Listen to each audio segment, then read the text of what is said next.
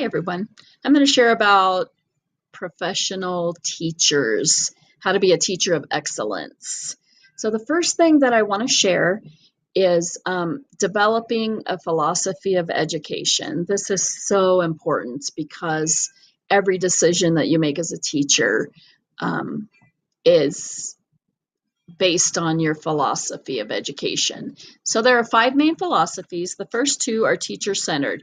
That's essentialism and perennialism. So in both, there's a core curriculum that exists.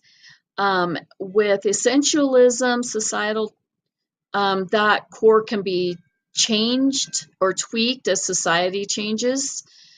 And perennialism, that core curriculum remains unchanging. It is the way that it's been since it's been.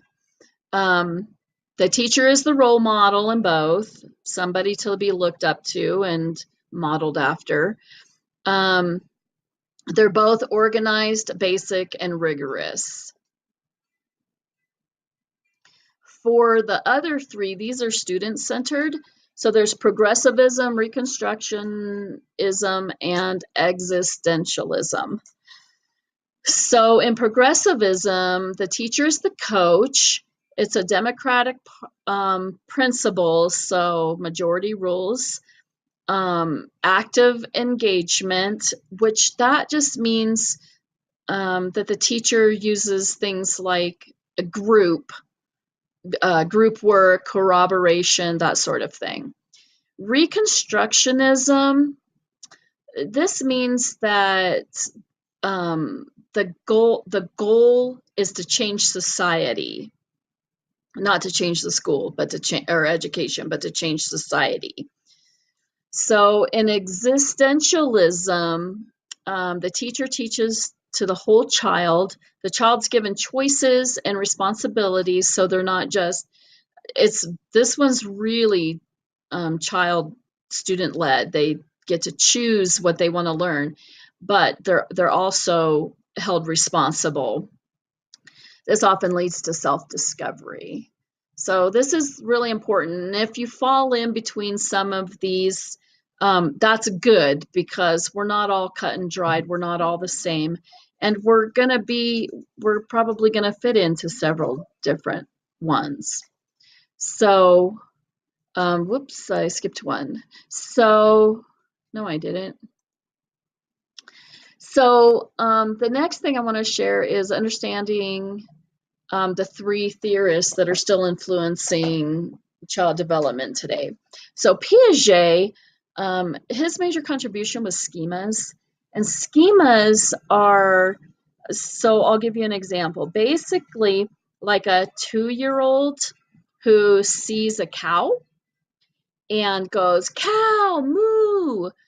And the parents go, "Yes, cow." And then later on sees a horse. It's the basic size and shape to the child, and says, "Cow." And the parents go, "No, that is a horse."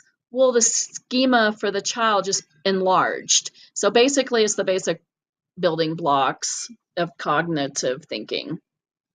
Vygotsky's major contribution was the zone of proximal development. We see this in, I'm going to use math because that's my struggle. So we see this in math where the teacher's teaching a concept and the students don't quite grasp it.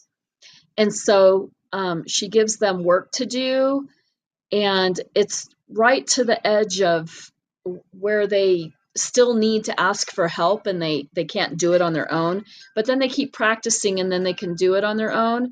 And then that whole cycle starts all over again. So B.F. Skinner his major contribution was operant conditioning and positive negative reinforcement and punishment. So I just wanted to say negative reinforcement and punishment are not the same. For positive and negative reinforcement, we use that every single day. We give positive reinforcement for things that we want to continue, and we give negative reinforcement for things that we do not want to continue. So, and this is just some of the ways, like math. I said math is my issue, personally.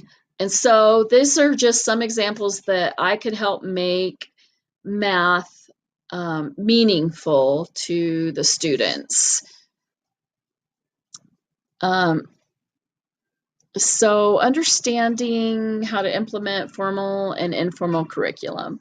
So textbooks are a huge part of formal curriculum. This is the things that teachers are expected to teach. This is what's handed down from the district or the principal or however they do that. And 90% of classroom work is through textbooks. Textbooks can be print or electronic, and we see a lot of electronics today because that's the way it's going.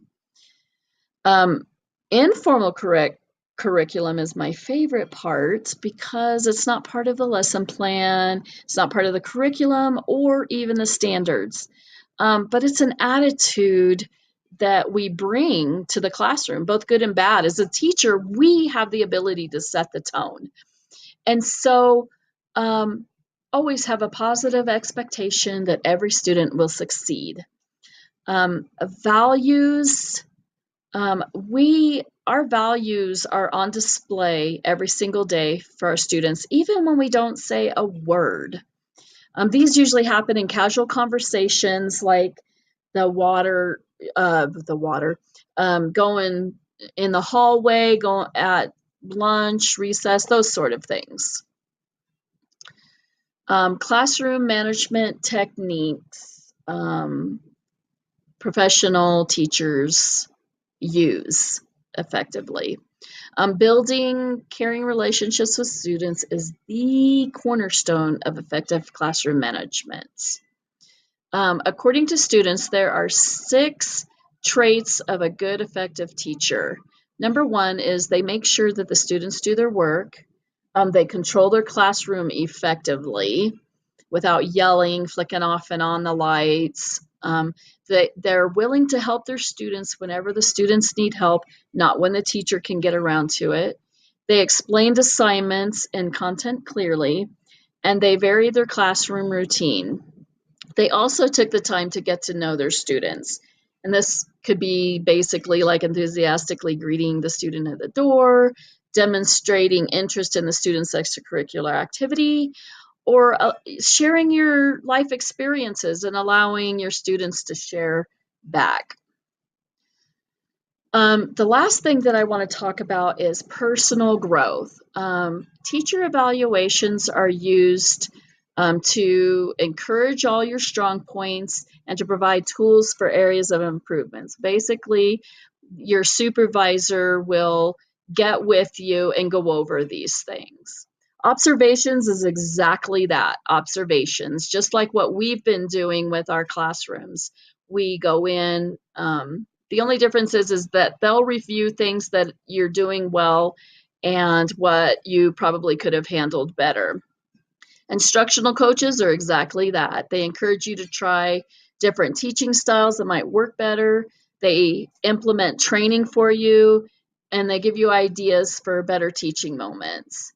Test results, these are usually addressed as a whole. For example, test scores are down in reading, so all of the reading teachers would get together and cooperate. So I hope that this has taught you a little bit about who I am and about becoming a professional teacher. Thank you.